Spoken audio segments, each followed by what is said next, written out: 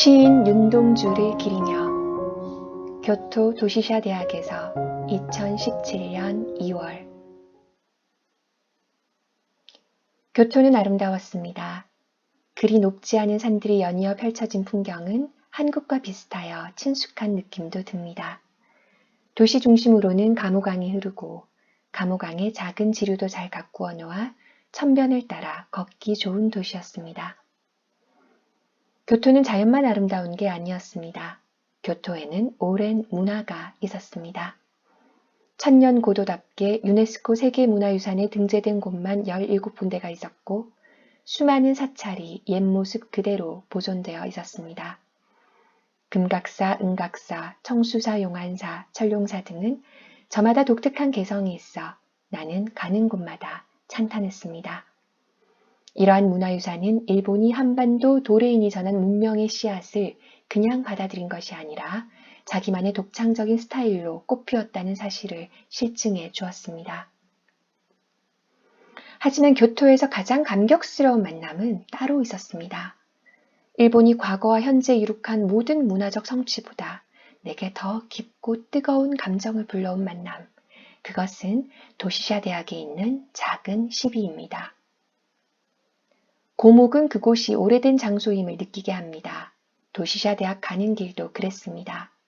일왕의 처소였던 교토 고쇼 옆에 있는 도시샤 대학 인근에는 아름드리 나무가 많았습니다. 도시샤 대학은 규모는 아담하지만 메이지 시대에 세워진 유서 깊은 기독교계 학교입니다. 후문에서 시비가 있는 정문 근처까지 가는 동안 붉은 벽돌로 지어진 메이지 시대 건물을 몇 채 보았습니다. 정문 입구에는 오래된 예배당이 있었고 그 옆에 아름드리 고목을 지나자 내가 찾던 윤동주 시인의 시비가 있었습니다. 1917년 북간도 용정에서 태어나 용정 은진중학교, 평양 숭실중학교, 서울 연희전문학교 등에서 수학한 윤동주 시인은 1942년 도쿄 립교대에 유학을 왔다가 태평양 전쟁으로 분위기가 흉흉해지자 이곳 교토 도시샤 대학에 편입합니다. 시인이 이 교정을 거닌 시간은 길지 못했습니다.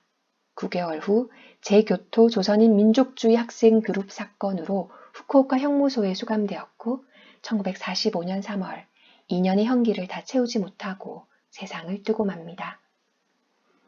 교토 거리를 거닐다가 문득 윤동주 시인을 떠올리게 되는 순간이 있었습니다.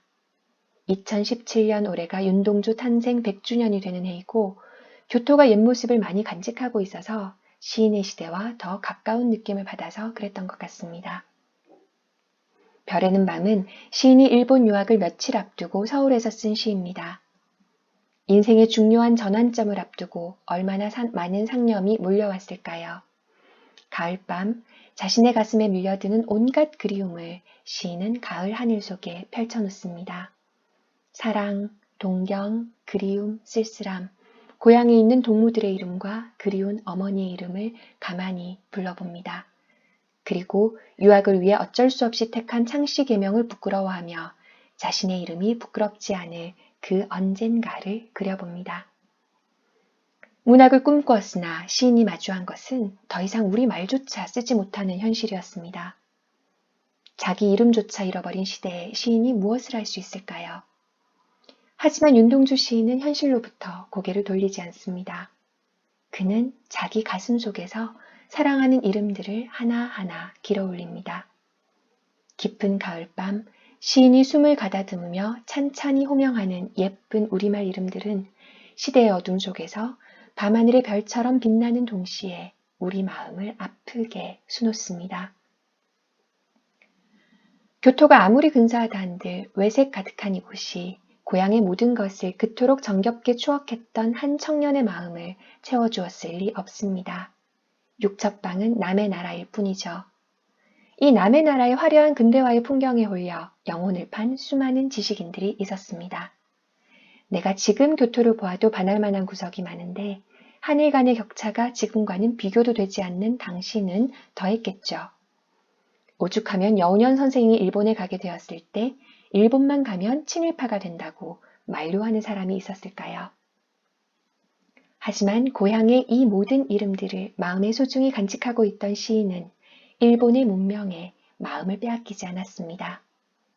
오히려 이곳과 대비되는 고국의 현실과 그가 헤쳐가야 할 세상을 생각하면서 더 깊은 고뇌에 빠져들었을 것입니다. 한국에서 윤동주 시인의 시를 읽을 때와 교토에서 그를 생각하는 것은 느낌이 많이 달랐습니다.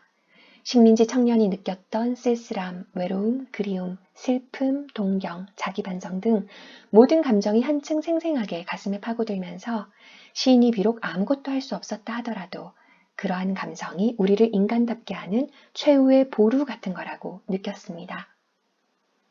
비둘기, 강아지, 토끼, 노새, 노루, 가난한 이웃 사람들의 이름을 그리워했던 시인은 황국 신민이 될 수 없었죠.